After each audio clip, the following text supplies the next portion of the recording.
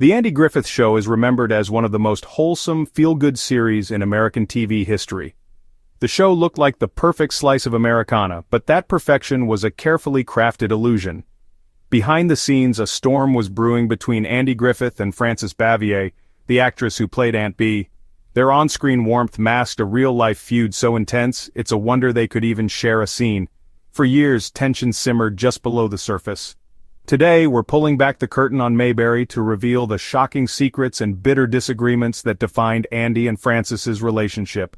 Why was America's favorite aunt so difficult to work with? And how did Andy handle it? Get ready. The truth behind the scenes will change how you see the Andy Griffith Show forever. Picture this.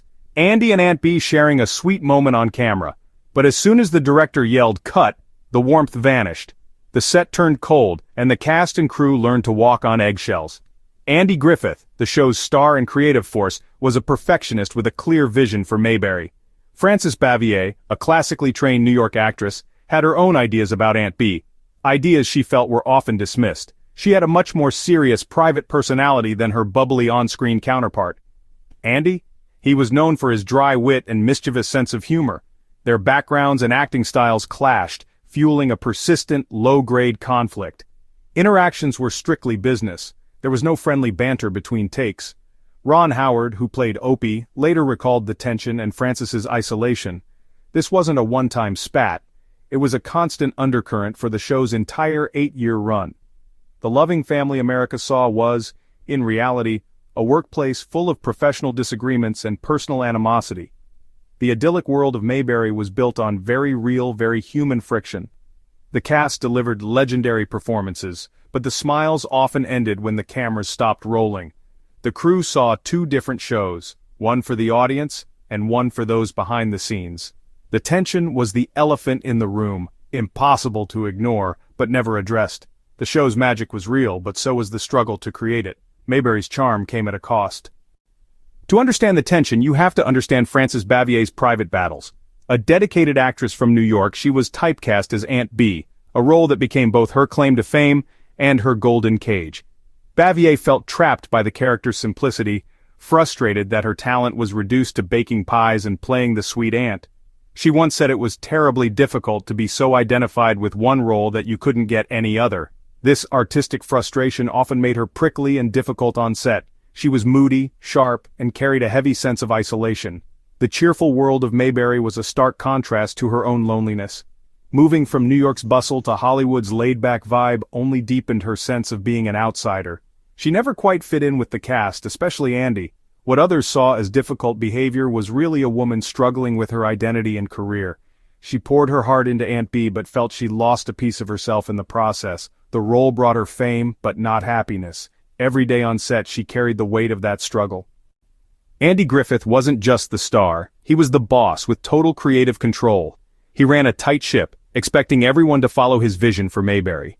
His leadership was decisive and meticulous, especially about the show's tone and humor. Don Knotts thrived under Andy's guidance, but Frances Bavier bristled at his controlling style. She wanted her contributions valued, not just to be a supporting player. Andy rehearsed scenes to perfection, which worked for some but felt restrictive to Frances. Their creative processes clashed, fueling their ongoing friction. Producer Richard Linke described Andy as the teacher and the cast as students, a role Frances refused to accept. She saw herself as Andy's equal, not his pupil. This power struggle defined their relationship. Andy's focus on perfection and casual relationships with the crew made the show great, but they also deepened the rift with his on-screen aunt. He failed to manage Frances's needs, creating years of tension. Frances took her craft seriously, sometimes clashing with the laid-back, prank-loving Griffith. Some crew members said she felt disrespected. Andy, on the other hand, allegedly thought Frances was cold and difficult to work with. The two rarely spoke when the cameras stopped rolling. The show's success came at the cost of harmony behind the scenes. Sometimes the tension between Andy and Frances boiled over. One legendary incident. Andy greeted Frances on set with a cheerful, "Good morning," and she ignored him completely. He tried again, louder. Still nothing. Frances gave him the cold shoulder all day, performing her scenes flawlessly but refusing to acknowledge him off camera. The cast and crew worked around the awkward silence. The cause? Lost to time, but likely a buildup of frustrations. Her silent protest was a power play, a way to assert control in a situation where she felt powerless. This incident became a symbol of their troubled relationship. It showed the divide was more than creative differences, it was deeply personal. Playing a loving aunt on TV while pretending your co-star didn't exist, that's next-level acting. The cold shoulder was a message. The wounds ran deep.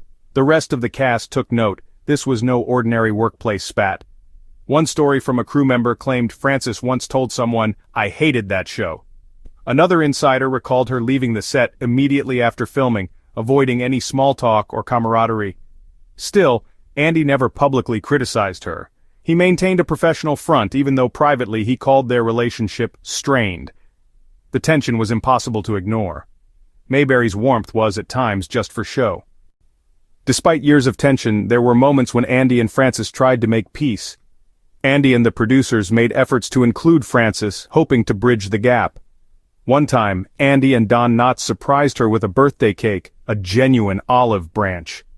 Frances accepted the gesture, but the core issues remained. Their personalities and philosophies were just too different. Even during the 1986 reunion movie, old tensions lingered. The feud continued well after the series ended. Frances Bavier retired to North Carolina and became something of a recluse. For years, she refused interviews, barely mentioned the show and lived alone with her 14 cats. The most touching attempt at reconciliation came near the end of Frances's life. Months before she passed, she reportedly called Andy to apologize for their difficulties. It was a final, heartfelt effort to find peace. The call brought bittersweet closure to a long, complicated relationship. So, while they may never have been friends, there was still room for forgiveness. Sometimes forgiveness comes too late for friendship, but not for understanding. The feud didn't just affect Andy and Frances, it shaped the whole set. Don Knotts, close to Andy, tried to stay neutral but felt for Frances's unhappiness. Ron Howard, as Opie, sensed the tension and Frances's distance, even as a child. Supporting cast members like Jim Nabors and George Lindsay followed Andy's lead, seeing Frances as the outlier.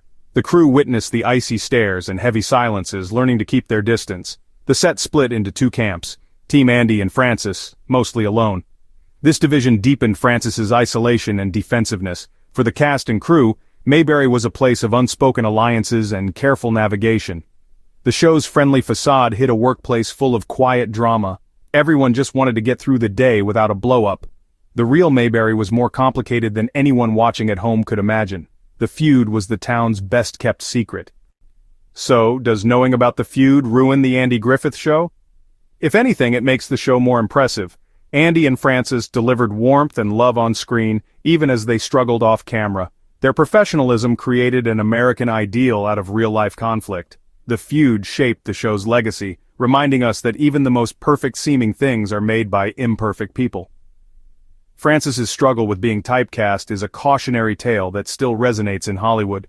Her final apology to Andy brought a sense of closure to their story. For Andy, it was a bittersweet resolution to years of tension. The next time you watch Mayberry, remember, the magic was real, but so was the struggle. The show's legacy isn't just its wholesome charm, it's the human story behind it. Two brilliant performers, despite their differences, created something enduring. That's the real heart of Mayberry. Their rocky relationship is a reminder that TV perfection isn't always real life. Frances and Andy gave us something beautiful on screen. Even if it came at a personal cost behind one of TV's most beloved relationships. The feud between Andy and Frances doesn't diminish Mayberry's magic. It makes its creation even more fascinating and highlights how complicated human relationships can be, especially when fame and pressure collide. What do you think? Now that you know the truth, does this change how you view Aunt Bee and Sheriff Taylor? Let us know in the comments. Give us a thumbs up and subscribe for more Hollywood secrets you won't find anywhere else. Thanks for joining us on this journey through television history. Until next time, take care and keep watching.